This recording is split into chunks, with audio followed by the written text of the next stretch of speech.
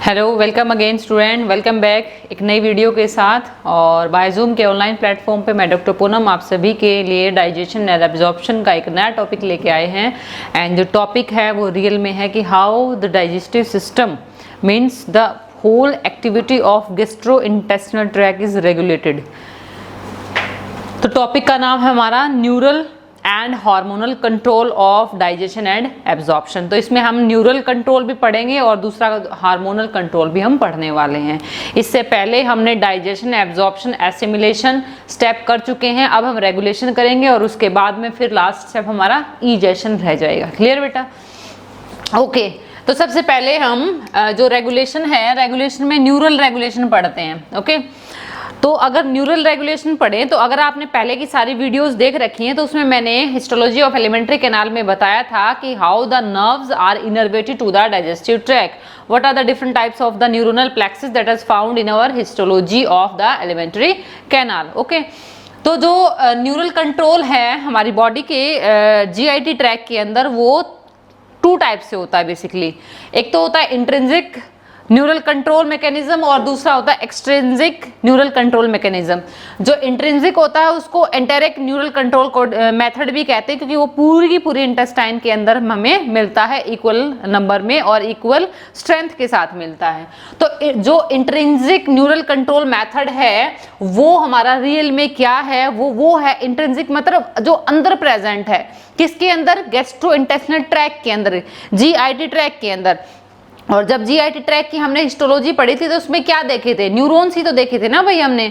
तो हमने क्या देखा था? बाहर जो सिरोसा है, सिरोसा के बाद में हमारी मस्कुलर लेयर आती है और सिरोसा और मस्कुलर लेयर के अंदर हमने क्या देखा था? लॉन्गिट्यूडिनल और सर्कुलर मसल्स के अंदर there is Auerbach plexus as well as the there is Meissner's plexus. याद है ना?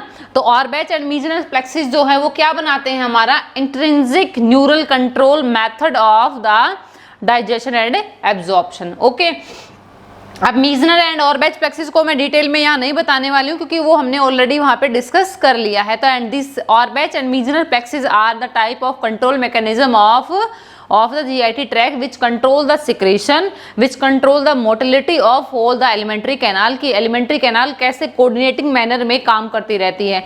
फूड जैसे ईसोफेगस में आता तो सिर्फ ईसोफेगस की मोबिलिटी होती है, उसके बाद में जैसे वो स्टमक में पहुंच गया तो ईसोफेगस की जो एक्टिविटी है वो बंद हो जाती है, पेरिस्टालसिस बंद हो जाता है, उसके बाद में स्टमक की स्टार्ट हो जाती है। और स्टमक के अंदर से जैसे ही फूड पास आउट नेक्स्ट में होता है तो स्टमक की एक्टिविटी कम हो जाती है। ओके, तो this is regulated by the neuronal plexus that is the Auerbach and the Meissner's plexus. Clear? अब हम एक्सट्रिंसिक नाउ पढ़ेंगे जो बाहर से हमारे जीआईटी ट्रैक्ट के अंदर आती हैं और उसको कंट्रोल करती हैं।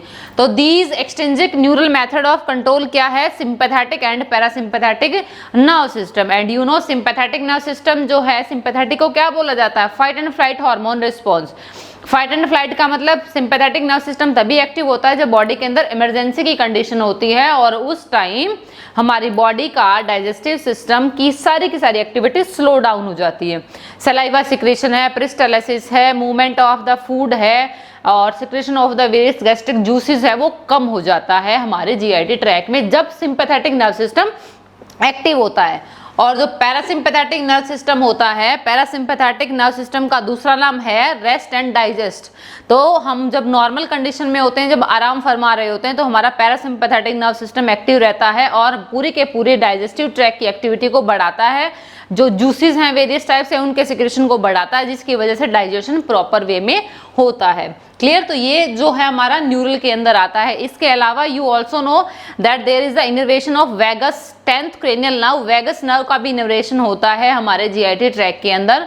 तो वेगस नर्व भी हमारे डायरेक्ट ब्रेन से कोऑर्डिनेटेड होती है, हार्ट से कोऑर्डिनेटेड होती है, हमारे रेस्पिरेटरी ट्रैक्ट से कोऑर्डिनेटेड होती है। Vagus nerve is the longest nerve of our body ना, जो हमारे respiratory, circulatory and digestive tract को इक्वल नंबर में इक्वल स्ट्रेंथ से कंट्रोल करती है। तो हमारा जैसे रेस्पिरेशन रेट है, जैसे हमारा सर्कुलेशन रेट है, उसके साथ ही हमारा डाइजेशन रेट जो है वो वेगस नर्व से डिसाइड होता है।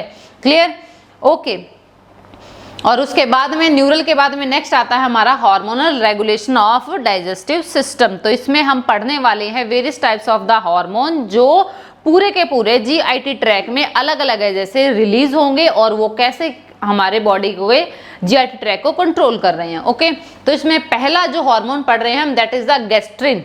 तो जो गैस्ट्रिन हार्मोन है खुद इंडिकेट कर रहा है it is released from stomach, और स्टमक के पाइलोरिक रीजन के अंदर प्रेजेंट जी सेल से ये रिलीज होता है। और ये किसके ऊपर एक्शन करता है? It act on the stomach, और स्टमक के अंदर मान लीजिए ये हमारा हार्मोन नंबर फर्स्ट है, और ये एक्ट यहाँ से रिलीज होकर के किसके ऊपर एक्ट करता है? स्टमक के ऊपर ही एक्ट करता है, स्टमक की एक्टिविटी को बढ़ा रहा है। तो मैंने इसको प्लस से दिखाया है यहाँ पे। तो gastrin hormone increase the release of the gastric juice and mobility of the stomach activity. Okay, दूसरा हार्मोन आता है that is the enterogastrone hormone. Enterogastrone का मतलब जो किसके ऊपर काम कर रहा है? पूरे के पूरे एंटायर स्टमक के ऊपर काम कर रहा है।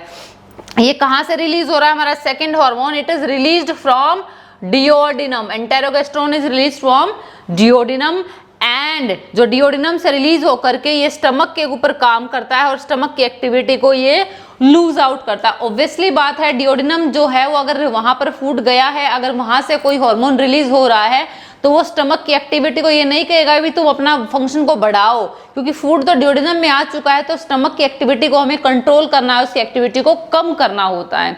तो इसीलिए ये गैस्ट्रिक सिक्रेशन को as well as gastric mobility को कम करता है एंटेरोगेस्ट्रोन। तीसरा हार्मोन आता है हमारे पास सिक्रेटिन हार्मोन। सिक्रेटिन हार्मोन जो है ये वो हार्मोन है जो साइंटिस्ट ने सबसे पहले डिस्कवर किया था। और सिक्रेटिन हार्मोन कहाँ से रिलीज होता है? सेम डिओडिनम से रिलीज होता है। दिस वन मैंने इसको यहाँ से थर्ड पॉइंट से दिखाया है। It is released from the duodenum, और एक्शन किसके ऊपर करेगा? ये पैंक्रियाज के ऊपर। इसके अलावा किसके ऊपर एक्ट करता है? ये लीवर के ऊपर एक्ट करता है। और किसके ऊपर करता है? ये स्टमक के ऊपर एक्शन करता है।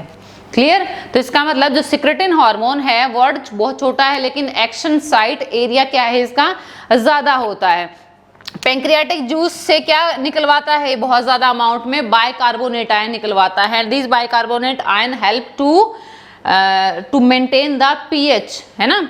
और इसके अलावा ये बाइल का सिक्रीशन जो है वो क्या कर देगा? बढ़ा देता है फ्रॉम द गॉल ब्लैडर, लेकिन स्टमक के अंदर जाकर के ये एक्टिविटी को क्या कर देता है? कम कर देता है। कौन? Secretin hormone. ठीक है, ऑब्वियसली बात है, अभी स्टमक का हमें काम चाहिए ही नहीं तो उसको बंद करेंगे, लेकिन जिसका काम चाहिए, किसका चाहिए? सामने से पैंक्रियाटिक जूस चाहिए, ऊपर से हमें क्या चाहिए? बाइल चाहिए। तो ये दोनों की दोनों एक्टिविटी को बढ़ा देता है, और जो बेवजह चल रहा है स्टमक, उसकी एक्टिविटी को ये घटा देता है। क्लियर? उसके बाद में नेक्स्ट आता है CCK-PZ। It is cholecystokinin. Okay, cholecystokinin में कोल वर्ड, कोल है, सिस्ट है और काइनिन है। तो इसमें जो कोल वर्ड है it is denoted for bile. Cyst का मतलब क्या है? सिस्ट, एंड काइनिन का मतलब मूवमेंट। तो इसका काम क्या होता है? It help to release the bile activity according to the demand, कि फूड आ गया है, फूड के अंदर बाइल की रिक्वायरमेंट है, तो इसके अकॉर्डिंग CCK-PZ जो है वो अपनी एक्टिविटी को कोऑर्डिनेट करता है बाइल के साथ में। तो CCK-PZ जो है वो कहाँ से रिलीज होगा? वो इंटेस्टाइन से रिलीज होता है। मैंने यहाँ पे दिखाया इसको। और ये किसके ऊपर एक्शन करता है? This act on the gall bladder, और गॉल ब्लैडर से ये बाइल के सिक्रीशन को बढ़ा देता है ना। और ये किसके ऊपर एक्ट करता है? पैंक्रियाज के ऊपर भी एक्ट करता है, और पैंक्रियाटिक जूस के सिक्रीशन को बढ़ा देता है। क्लियर? बहुत इंपॉर्टेंट है ये दोनों हार्मोन, ऑलरेडी नीट के अंदर ये पूछे जा चुके हैं। ठीक है, उसके बाद में नेक्स्ट हार्मोन आता है डिओक्राइनिन। डिओक्राइनिन नाम इंडिकेट कर रहा है कहाँ से रिलीज हो रहा है? From the duodenum. तो मैं फिफ्थ हार्मोन को भी यहाँ डिओडिनम से दिखा रही हूँ। और जो डिओडिनम है, डिओडिनम की ब्रनर्स ग्लैंड से रिलीज होगा, और ब्रनर्स ग्लैंड को और भी ज्यादा म्यूकस और एंजाइम रिलीज करने के लिए बोलता है। इसका मतलब ये फिफ्थ से रिलीज होकर के खुद को ही कोऑर्डिनेट कर रहा है ना। It is released from the Brunner's. It is released from the duodenal epithelium, and it controls the Brunner's gland to release more and more mucus, है ना, and more enzyme in the intestinal gland. Okay.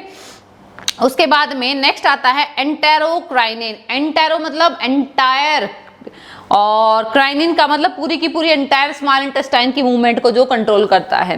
तो एंटेरोक्राइनिन कहाँ से release होता है? It is release, मैं इसको थोड़ा आगे बढ़ा के दिखा देती हूँ यहाँ पे। And enterocrinin is release from the intestine, and this is our sixth hormone. तो ये यहाँ से रिलीज हो रहा है और ये यहाँ से रिलीज होकर पूरी की पूरी इंटेस्टाइन के सिक्रीशन को बढ़ाएगा, ठीक है। It is release from small intestine और स्मॉल इंटेस्टाइन के crypts of Lieberkuhn region से रिलीज होता है और ये इंटेस्टिनल मूवमेंट को ही कंट्रोल करता है। इसमें से गैस्ट्रिन है, सिक्रेटिन है, सीसीके, पीजेड है, ये बहुत बहुत इंपॉर्टेंट हार्मोन है जो बहुत ज्यादा पॉइंट ऑफ फोकस रहता है क्वेश्चन बनाने के लिए, ओके। उसके बाद में नेक्स्ट आता है vaso active intestinal peptide. Vaso active intestinal peptide भी इंटेस्टाइन से रिलीज होता है and it is also release from intestine और करता क्या है, ये स्मॉल इंटेस्टाइन की फंक्शनिंग को कंट्रोल करता है खुद की, प्लस एनहांस करता है और ये स्टमक की एक्टिविटी को रेगुलेट करता है, उसकी एक्टिविटी को लूज आउट करता है। Clear. Small vaso active intestinal peptide, इसका नाम वैसो एक्टिव इंटेस्टिनल पेप्टाइड क्यों रखा? ये एक पेप्टाइडिक हार्मोन है जिसका काम क्या होता है, it help to dilate the blood vessel and enhance the blood flow toward the intestine. Intestine की तरफ ब्लड बहुत जल्दी जल्दी फास्ट आए तो वहां की ब्लड वेसल्स को एक डायलेट कर देता है, जिसकी वजह से क्या होगा, पूरी बॉडी का फूड ब्लड जो है वो इंटेस्टाइनल एरिया के अंदर ज्यादा फ्लो आउट करता है और इसी की वजह से ही after taking a heavy diet we feel letharginess because the whole blood of our body is moving toward the digestive tract or intestine area, okay। तो जो वैसोएक्टिव पेप्टाइड है it enhance the intestinal mobility, it enhance the या it dilate the blood vessels to more and more flow out the blood of the body and it decrease the gastric activity of the stomach, okay. उसके बाद में next आता है somatostatin. Soma मतलब skin, statin का मतलब movement जो रोक देता है। सोमैटोस्टैटिन जो है वो क्या करता है, it decrease the blood vessel diameter so that it maintain और it regulate the blood pressure of या blood flow of the particular intestinal area, okay. और उसके बाद में नेक्स्ट आता है और ये जो सोमैटोस्टैटिन है ये रिलीज कहां से होता है, it release from the delta cells of the pancreas. ये delta cells of the pancreas से रिलीज होता है और ये वही ब्लड वेसल्स के ऊपर काम करता है and it help to maintain the blood pressure of the whole intestinal blood vessel, okay. और लास्ट रहता है हमारा पेंक्रियाटिक पॉलीपेप्टाइड। पेंक्रियाटिक पॉलीपेप्टाइड जो है वो कहां से रिलीज होता है, it is release from the F cells of the islets of Langerhans और you can say also from the intestine. और इसका काम क्या होता है, पूरे के पूरे इंटेस्टिनल जो पेंक्रियाज का जो जूस होता है, पेंक्रियाटिक जूस को एक्टिविटी को कंट्रोल करना, उसको कम करना, इसका काम होता है किसका, पेंक्रियाटिक पॉलीपेप्टाइड का, ओके। तो पेंक्रियाटिक पॉलीपेप्टाइड पेंक्रियाज से ही रिलीज होने वाला ऐसा है जो पेंक्रियाटिक जूस के सिक्रीशन को कम करता है, ओके बेटा। तो इस वीडियो के अंदर हमने कंसाइज किया है neural control as well as the hormonal control of the digestive tract. तो इसके बाद में नेक्स्ट वीडियो के लिए रेडी रहना और नेक्स्ट वीडियो के अंदर हम करेंगे the method of egestion and various reflexes. एक बात और बता देते हैं बेटा इसमें कि न्यूरल कंट्रोल के साथ एक कंडीशनल रिफ्लेक्स भी होता है। कंडीशनल रिफ्लेक्स क्या होता है, जैसे सिक्रीशन ऑफ द सलाइवा और like the increase of our appetite at a particular time. हमें एक पर्टिकुलर टाइम पे भूख लगती है, एक पर्टिकुलर टाइम पे हमें फूड को देखते ही सलाइवा सिक्रीट होता है, तो ये एक टाइप का, ये भी हमारी बॉडी से कंट्रोल्ड, ब्रेन से कंट्रोल्ड रिएक्शन है, बट ये कंडीशनल रिफ्लेक्स एक्शन में आता है। ये हमारी बॉडी का कोई कंट्रोल मैकेनिज्म नहीं है, इसको कोई ब्रेन कंट्रोल नहीं करा, but these are created toward a particular human being and these are the conditional reflexes, but these are not related with the neural as well as the hormonal control, okay बेटा। तो next video के लिए ready रहना। ये video आपको कैसी लगी please comment section में जरूर बताना। Thank you.